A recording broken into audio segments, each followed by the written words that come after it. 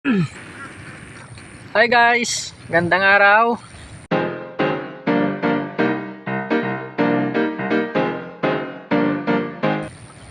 Ayan o, update tayo sa ating mga itikan. Ating itikan ay nandito tayo sa pastulan guys. Kasalukuyan ko palang nililinis yung fish pan na ating pagpupultrihan sa kanila. Guys, tignan nyo, puro naararo na ang pinapastulan ko. So nalalapit na naman tayong mag poultry. Ayan, kaya handa na natin mamaya yung fish pan. Actually nalinis ko na yung kalahati nun kapon. Maitutuloy na lang tayo konti. Naantay ko lang yung pamangking ko guys para magbantay dito. Pasensya na nga pala guys sa tagal kong hindi nakapag upload kasi yun nga, marami tayong inaasikaso. Nag-start na rin tayo sa pag bubukid. Naghahanda na rin yung aking kapatid doon at ayan o yung mga itik natin. Naka semi-pre rin sila. Nagpapakain na pala tayo ng feeds guys, umaga hapon. Hindi ko sila napakain ngayong umaga kasi naubusan tayo ng feeds. Mamaya pagdating ng pipick up sa atin ng kuan guys, itlog, ay may dala siyang feeds. So ganun ang kalakaran namin. Iawas na lang yung bayad ng itlog sa dala nilang feeds. Ayan yung mga itik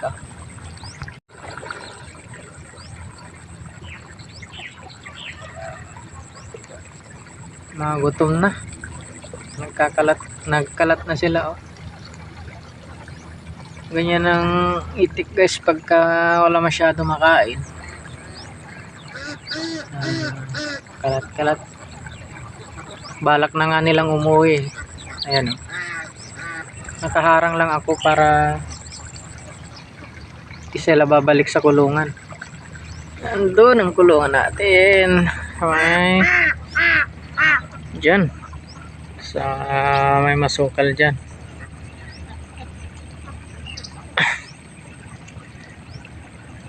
Ayan dami ng punla.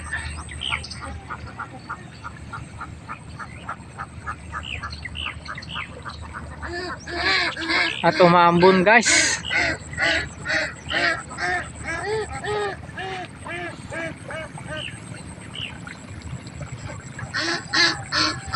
Sayang napaaga yung pagka-rotivator ng bukid na to. Napakapal dati ng sagibo dito guys. Natabunan na lang ng roto. Yan.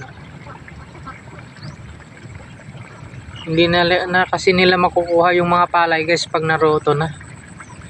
Baon na baon yung mga palay. So may mga paunti-unting mga kuhol na lang silang napupulot-pulot yan. Ayan naiiyak sila. Ayun.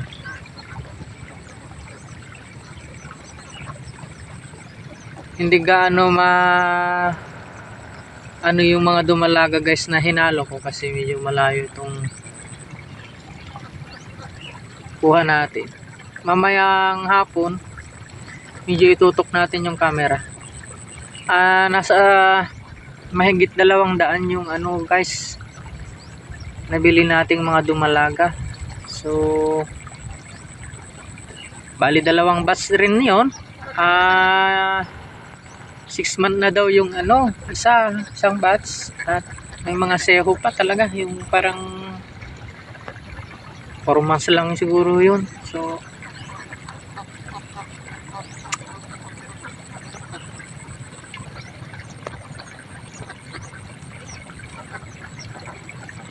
Tagal pa mangitlog.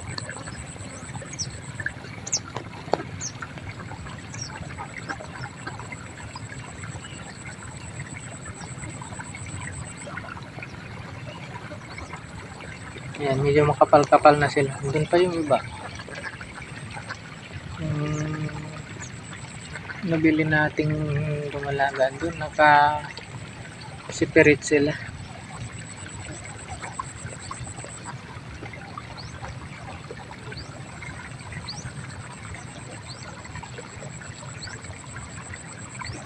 Sinama ko na yung mga dumalaga sa dati nating itik guys, para matuto silang ipastol.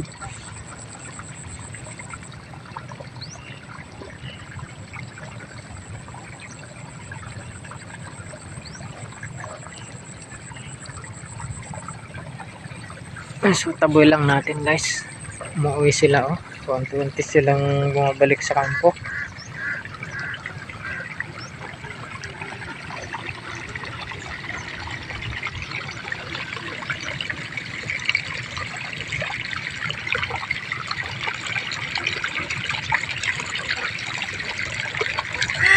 Yan, mamaya ulit guys. Maambon din kasi. Yun guys. Naiuwi na natin mga itik at pakain na sila. So pasensya na po dahil dami ko kasi ginawa kanina. Ayan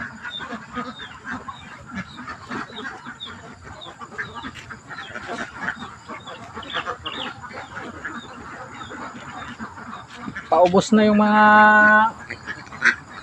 nila, pagkain.